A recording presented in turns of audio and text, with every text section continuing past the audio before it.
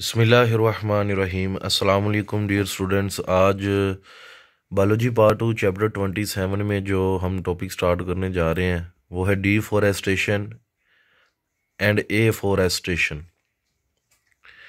Basically इसमें हम तीन टर्म्स को डिफाइन करेंगे: डिफॉरेस्टेशन, रीफॉरेस्टेशन एंड एफॉरेस्टेशन। और इम्पोर्टेंस ऑफ फॉरेस्ट पे भी ज़रा थोड़ी सी बहस करेंगे। So let's start the topic. Deforestation क्या होता है कि clearance of vast areas of forest, जंगल को ख़त्म कर देना, जंगलात का कटाव कर देना। किस मकसद के लिए? फॉर लंबर यानी कि लकड़ी के लिए, प्लांटिंग क्रॉप्स फसलों को उगाने के लिए, कंस्ट्रक्शन बिल्डिंग इमारती कामों के लिए जंगलात का कटाव, ये डिफॉरेस्टेशन कहलाता है। या आप एक और डेफिनेशन कर सकते हैं: destruction of forest leaves the soil barren. जब आप फॉरेस्ट को काटते हैं तो जो सॉइल होती है वो बंजर हो जाती है। सो डेट इज़ दी डिफॉरेस्टेशन। अब डिफॉरेस्टेशन की ज़रूरत क्यों पड़ रही है? एक्चुअली रीज़न ये है कि पॉपुलेशन जो है वो प्रेशर बहुत ज़्यादा है, रैपिड इंक्रीज इन पॉपुलेशन है, ग्रोथ रेट बहुत ज़्यादा है।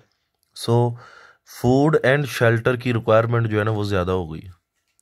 सो फूड की रिक्वायरमेंट को पूरा करने के लिए, फुलफ़िल करने के लिए मेकिंग वे फॉर एग्रीकल्चर, ज़राअत को इंट्रोड्यूस करवाने के तरीके ढूंढे जा रहे हैं। क्रॉप्स को उगाया जा रहा है, तो फसलों को उगाने के लिए फिर जंगलात की कटाई की जा रही है। शेल्टर, अब पनाहगाह के लिए, शेल्टर के लिए, हाउस बनाने के लिए लकड़ी काटी जा रही है। सो डिफॉरेस्टेशन हो रही है। इन ट्रॉपिकल रीजन्स क्या होते हैं बेटे? फॉर एग्जाम्पल दिस इज़ अर्थ, ये हमारी अर्थ है। इस अर्थ के सेंटर में एक लाइन होती है जिसे इक्वेटर कहते हैं। इस इक्वेटर के पास पास जो रीजन्स हैं उसे हम ट्रॉपिकल रीजन्स कहते हैं। सो ट्रॉपिकल रीजन्स में क्या हो रहा है? शिफ्टिंग ऑफ एग्रीकल्चर को शिफ्ट किया जा रहा है, मतलब वहाँ क्रॉप्स उगाई जा रही हैं। That is the major factor of destruction of trees, जो कि दरख्तों को, जंगलात को ख़त्म करने का एक फैक्टर है। जो डिफॉरेस्टेशन है इसने दरख्तों की तादाद में बहुत कमी कर दी है, जिसकी वजह से वेल फोटोसेंसिस करते हैं प्लांट्स। तो क्योंकि वो फोटोसेंसिस करते हैं, सो वो कार्बन को रिमूव करते हैं from the environment in the form of by the utilization of carbon dioxide. So माहौल से कार्बन डाइऑक्साइड को कंट्रोल करती है। सो ये पोल्यूशन को कंट्रोल भी करते हैं। ट्री प्लांटेशन जो है is only of solution to make environment neat and clean. Tree plantation जो है ये सिर्फ यही सोल्यूशन है कि एनवायरनमेंट को नीट एंड क्लीन रखा जाए, क्योंकि ये एयर में, माहौल से जो गैसेस हैं, फॉर एग्जांपल CO2 है, तो CO2 को यूज़ कर लेते हैं for the process of photosynthesis. So ये इस तरह क्लीन कर रहे हैं एनवायरनमेंट को।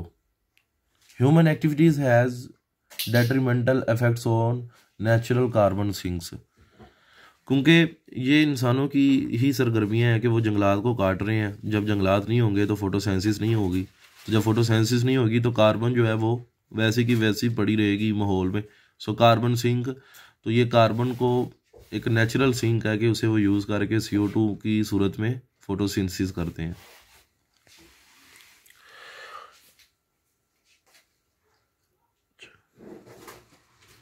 टेम्परेट एंड ट्रॉपिक जो रीजन्स हैं वहाँ पे भी क्या करते हैं, बहुत ज़्यादा हार्वेस्टिंग हो रही है प्लांट्स की, जिसकी वजह से जो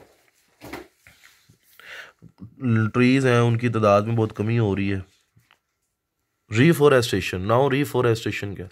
establishment of forest in area where forest was present, उस जगह पे प्लांटेशन करना, जंगलात को लगाना जहाँ पे पहले दरख्त थे, लेकिन किसी भी नेचुरल हैज़र्ड की वजह से या किसी एक्टिविटी की वजह से वो नहीं रहे।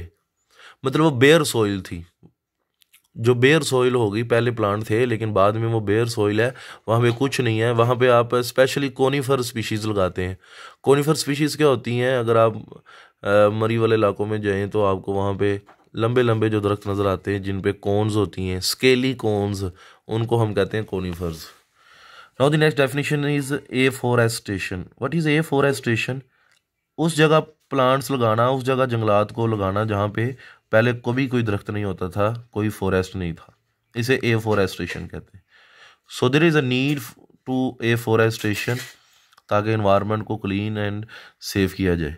इम्पोर्टेंस है वाटर में हम डिस्कस करते हैं कि इम्पोर्टेंस ऑफ फॉरेस्ट, जंगलात की importance. Forest has great importance in the environment for human.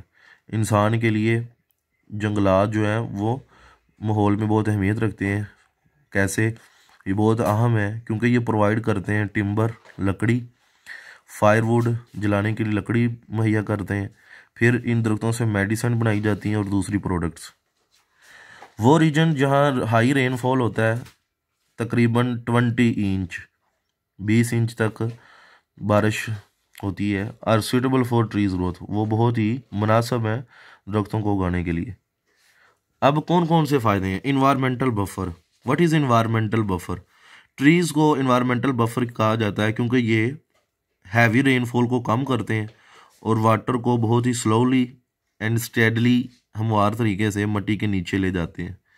तो जैसे यहाँ मिट्टी के नीचे ले जाते हैं या रिवर्स की तरफ भेज देते हैं, ठीक है, तो जिसकी वजह से जो ट्रीज़ हैं वो सॉइल के अंदर अपनी रूट्स को बड़ी मजबूती से पकड़े रखते हैं। So next is prevent soil erosion.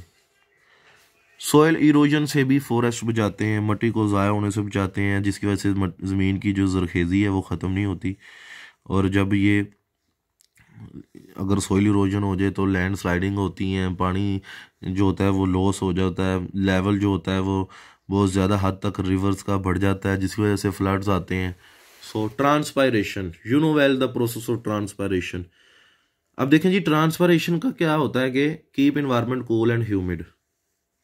जब ट्रांसपायरेशन होती है, पौधे के पत्ते से पानी वेपर की सूरत में जब जाता है तो वो एनवायरनमेंट को कूल रखता है, ह्यूमिड रखता है।